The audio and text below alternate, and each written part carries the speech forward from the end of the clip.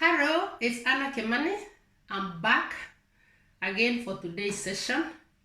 And in today's session, I'll be focusing and concentrating on behavior management at school or at learning institution. Today, I'll focus mainly at high school or secondary. However, whatever I'll share can be transferable and applicable at any level in education, at primary and also at home. But today I'll focus mainly on secondary or high school. But as I mentioned, I'll probably talk a little bit at primary school or home. However, even if I don't concentrate mainly on primary or home, I'll record another video in the near future where we look at it from home and another video where we look at it from primary school. But pay attention to what I'll say today because it is important, it is transferable and it is applicable because it is to do with behavior management of the young people, the children, pupils, students, and we can call it disciplining the kids. And reminding you that if you haven't yet subscribed to my YouTube channel, which is Anna G. Kemani, please consider subscribing because you'll benefit a lot. You'll be able to go back and watch all the other videos that I've covered previously, looking at this important topic on parents or guardians, what you could do to support the young people under your care and going through education in order for them to get the best out of the education. And to you young people at any level in education, you benefit because you get to watch several subtopics that I've covered on what you could do in order to get better in your education and get the best out of it. Get the best outcomes and achieve your objectives. Achieve your objective into achieving your vision or your dreams or your goals in education. Please consider subscribing. Again, my YouTube channel is Anna G. Kemani. I've uploaded several videos for the last couple of months. Again, let me say a big thank you to all of you who have subscribed already. You have been watching my videos and you have really supported me. I can never take it for granted. I say a big thank you. Going back to what I'm covering today or what I'm focusing on today, which is behavior management at school or learning institution, let me remind you, as I've always reminded you again and again, that both home and school should be a safe place to nurture the child, pupils, students, or the young people character, personalities, discipline, positive enrichment, outstanding responsibilities, etc. The young people should be trained and reminded from a very young age, both at school, learning institutions, and home, to behave and conduct themselves appropriately towards themselves and towards other people. To behave themselves appropriately and positively in order to ensure conducive and light environment. And especially at school, because that's what I'm mainly focusing on today, and as well as at home and at any level in education. Most schools have got in place policies and sanctions to correct the students or the pupils or the young people behavior. It is also important for schools or learning institutions to have in place a reward system to reward those students or pupils or the young people who behave themselves positively, responsibly, and appropriately. Because it's not just good to focus on the correcting the bad behavior and forget the young people who are behaving themselves, or the students or pupils who are behaving themselves accordingly and appropriately. The reward system can come in different ways. Different schools have got different reward system in place, but the main one that have mainly applied myself, or I've seen schools applying, different schools applying on good point system, which accumulates, and then those good point system then are generated towards something else that the student will enjoy, that the school is providing. Good phone call home. When a student behave themselves well, you give them a good phone call home.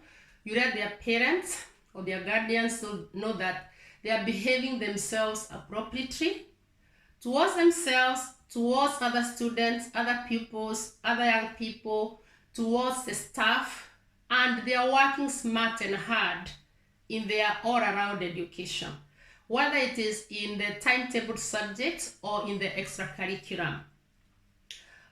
Also, reward organized school trips, which mainly happen at the end of the academic term, or whatever the school has got in place. When they have got the reward school, learning institution, organized school trips, at whichever point in the academic year the students go, then that is up to the school. But this is something that I've seen work really well, that any school can use, whether it is boarding school or day school, and also from whichever part of the world you're listening to me from, because I know I'm being watched from all over the world. I know you have got behavior policies, behavior sanctions, what you follow in your school, in your country, but both the sanctions and also the reward system are important. Reward the students, reward the young people, reward the pupils who behave themselves accordingly, appropriately, responsibly, and also correct the behavior of those who are not behaving themselves the right way, where you apply sanctions. Just to remind you that from whichever parts of the world you are listening to me from, when it comes to safeguarding the young people and the child protection, it is against caning or hitting a child. Safeguarding the young people, child protection is against, it is illegal to hit a child or to cane a child. Anything that inflicts any form of fear or pain is illegal when it comes to safeguarding the young people or children or the students. Check, Google the latest edition of Safeguarding the Young People. You can check that online, Google it, the latest edition of Safeguarding the Young People. Check the latest one, 2019, 2020, 2021, and you get updates on what is legal and acceptable when it comes to safeguarding the young people. Again, check the latest edition of Safeguarding the Young People, 2019, 2020, 2021, and anything else that you find applicable or helpful when you Google on Safeguarding the Young People. There are several other ways to correct a child while at school or home without inflicting physical, emotional, psychological, or any other form of pain or fear. I'll repeat that. There are several other ways to correct a child or a young people while at school or at home without inflicting physical, emotional, psychological, or any other form of pain or fear. And without inflicting, imposing, or causing fear to the young child or the young person or the young people. Majority of schools use consequences, behavior policies, and when it comes to use of consequences, behavior policies at school, in the classroom, They follow different stages when it comes to consequences. Most students, the young people, the pupils know the behavior policy when it comes to sanctions, and they know the consequences, because most of these consequences, the behavior policy, the sanctions will be visibly pinned somewhere or put somewhere on the wall in the classroom, around the school, or it will be in their personal pupils' diary or planner. So the students know that. And again, they are reminded again and again, either in class by their form tutor, if I talk about the schools in England, or during school assemblies, and letters are sent home as well. And when it's come to the consequences, when it's come to behavior policies or sanctions, the first consequence will be verbal warning. If a student is not behaving themselves appropriately in class, then they are given the first verbal warning, where the teacher or the teaching staff or any other staff explain to the student or to the pupil or to the young person very clearly why they have been given a verbal warning, why their behavior is not appropriate. If they don't abide to that or they don't follow that, then a second consequence is given, where the teacher writes the name of that student on the board. And I can tell you from my experience that most students don't want their name on the board. So by the time you come to that stage, majority of them settle down, behave themselves, and start working smartly and quite hard in class. Most of them stop. However, if the student doesn't stop, if they don't behave appropriately or according to the expectation of the teacher, if they are distracting the teacher, they are distracting themselves or other students, then the teacher or the learning support or whoever is teaching can go ahead and apply the third consequence, which is mainly the teacher given detention. So as a teacher, the subject teacher, you give this student detention, where they miss their playtime or part of their lunch break and stay in class with you as a teacher as the rest of the students go out. And again, by the time you come to this, they don't like it. Most of them stop. However, if they don't, break time, lunch time, keep them behind 10 minutes. Let them know. By the time you go to the third consequence, they know that is the detention. That's the teacher detention. And also depending on the student timetable and also yourself as a teacher, if it's not possible for this teacher detention, which mainly lasts for 10 minutes, if it's not possible to do it break time or lunch time, give it at the end of the day, where you hold the student in detention for 10 minutes as the rest go home. And they don't like it. So it helps in stopping the behavior. But remember to explain to them very clearly. And again, they know because they need to be reminded again and again. As I said, by the form tutor, during assembly, in class, about these behavior sanctions. And they know them. Okay, if still they continue and you have given them the third consequence and they don't stop, then you move on to the fourth consequence, which is school detention after school, which lasts 20 minutes, 30 minutes, 45 minutes, depending on what individual schools have in place. With these detentions, which is above 10 minutes detention. With this detention, the parent guardian are informed, and detentions are normally issued after 24 hours or more notice may be given.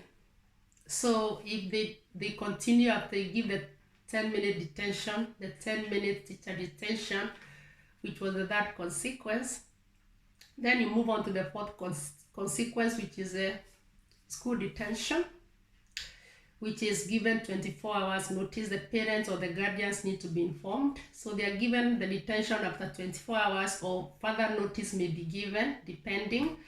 And again, when it's come to applying the consequences, whether it is the verbal warning, the first, second, third, fourth, it will depend with the school itself, what the school has got in place.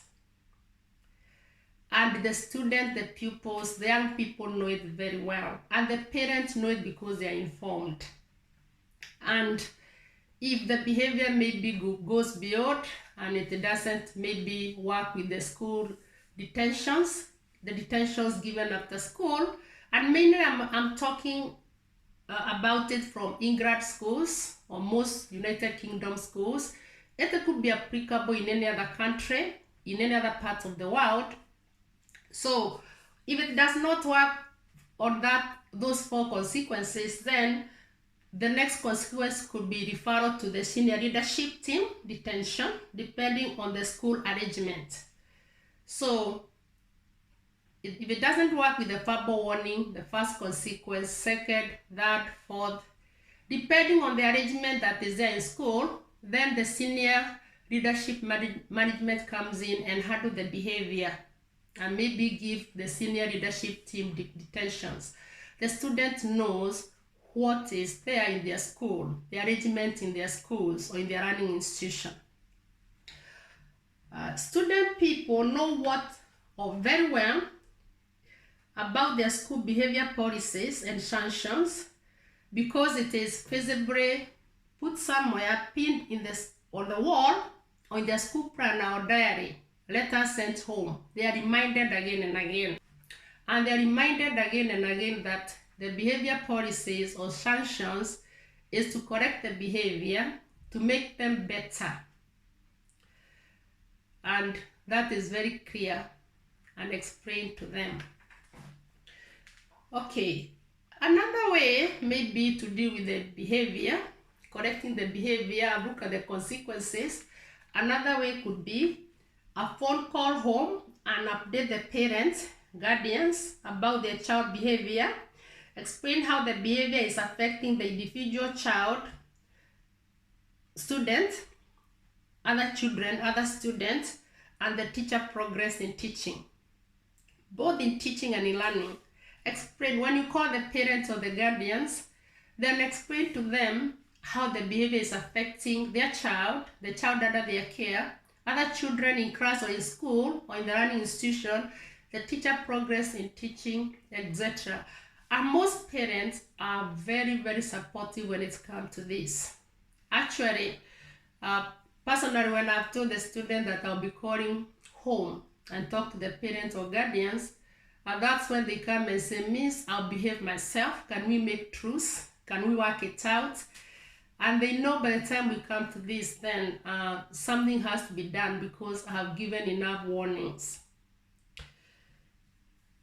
Another way that the behavior could be dealt with is arrange student, pupil, parents, guardians meeting at school to discuss the behavior with the designated school staff. So as the designated school staff, if you have got concern and you have applied all this behavior policy, the sanctions, and maybe it's not working, or if you find that you need to do something more, you can arrange a meeting where the parent or guardian comes and you invite the student in the presence of their student or their child or the pupil, and then discuss the behavior and then try to support the child.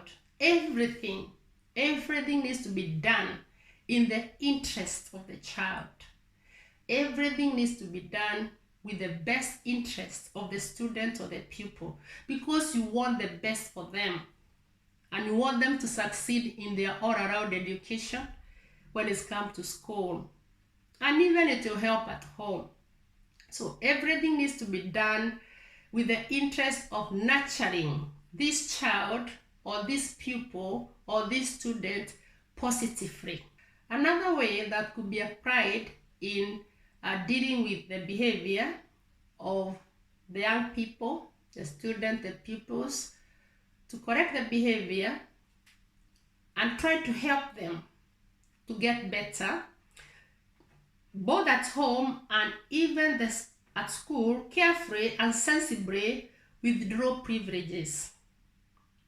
I'll repeat that. Both at home and even at school, carefree and sensibly withdraw privileges. Withdraw privileges from the young people, both at home or in school, works. And remember to explain to the pupil, to the student, to the young person, the reasons behind the withdrawn privileges, purely and specifically stating that it's due to the poor behavior that needs correction. I'll repeat that.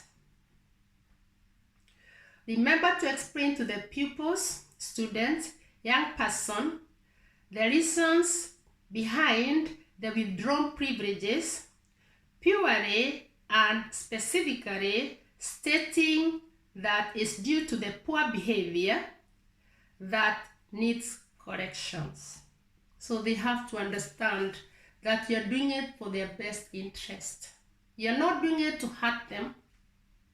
You're not doing it to cause pain or fear, but you're doing it because you care and you want them to correct the behavior, you want them to get better, and you want them to become responsible and conduct themselves appropriately towards themselves and other people.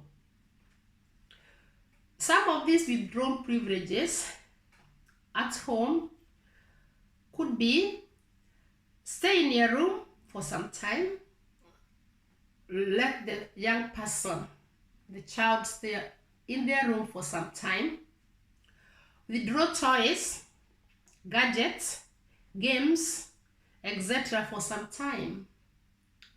They will have their toys, they will have their gadgets, so withdraw it from them for some time and then explain why. You are trying to help them. You could tell them no watching TV for some time, etc.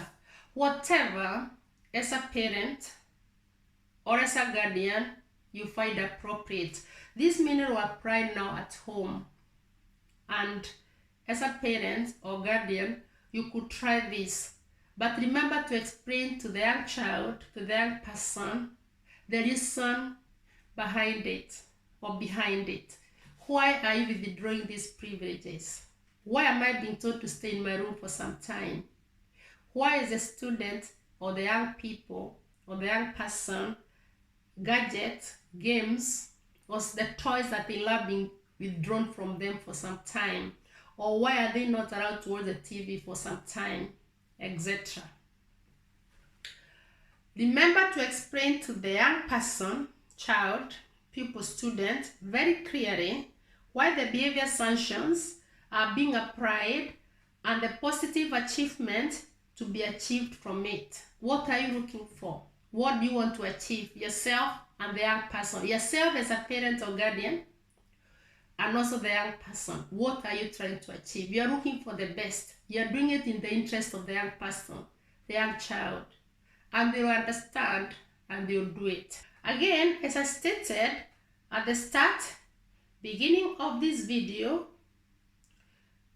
both school and learning institution as well as home should be nurturing towards the young people positive nature, character, personality, discipline, positive enrichment, etc.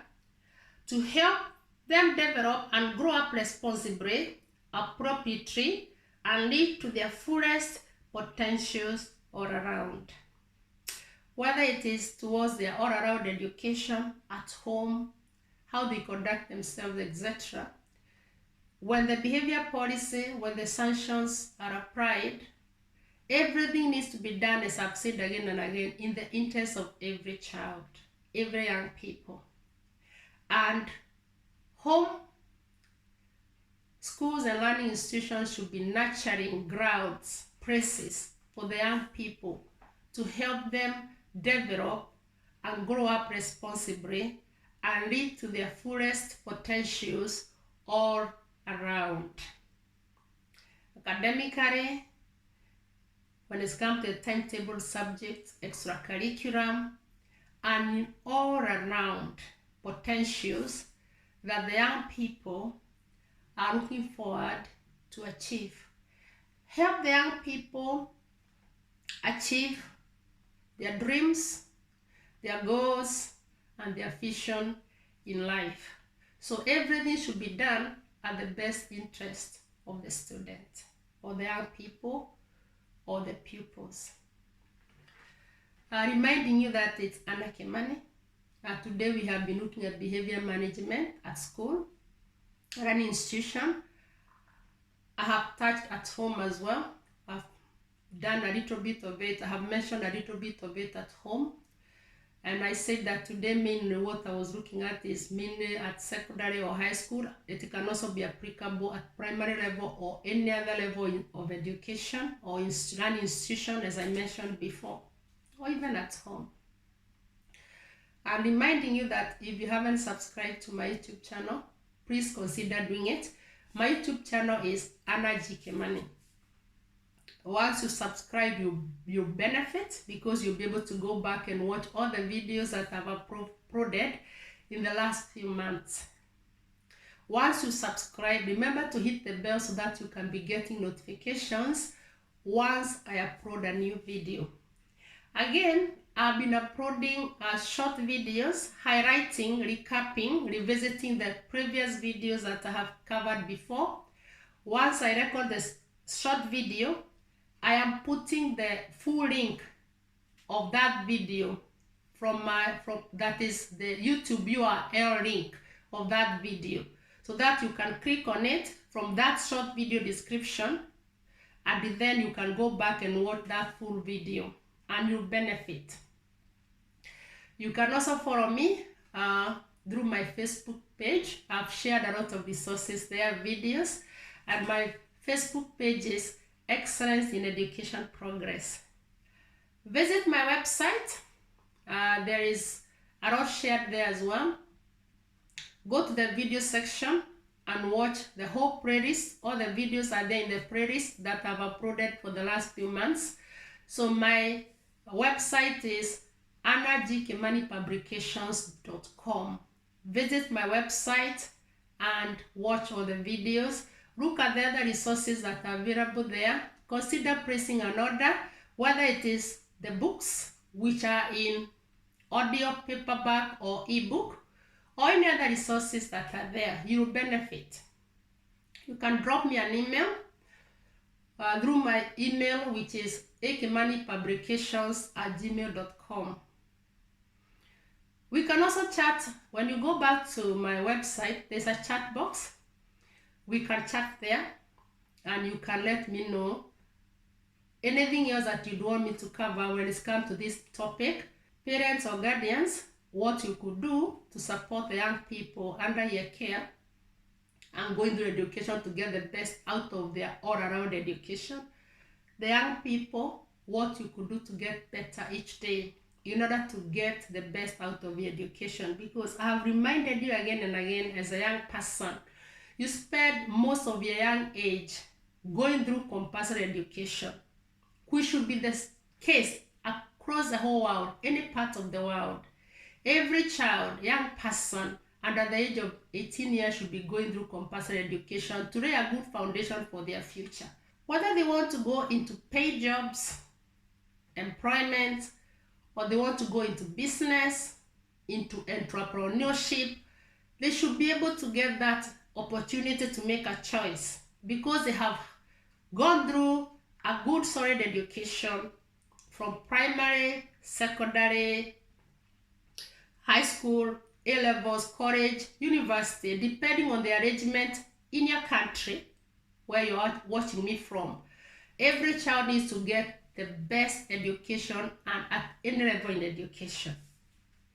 So as a young people, if you haven't subscribed to my YouTube channel, consider subscribing, watch my videos, and you'll benefit. And thank you for your time. I appreciate it. It's Anna Kimani, and looking forward into meeting you in the next session. Goodbye.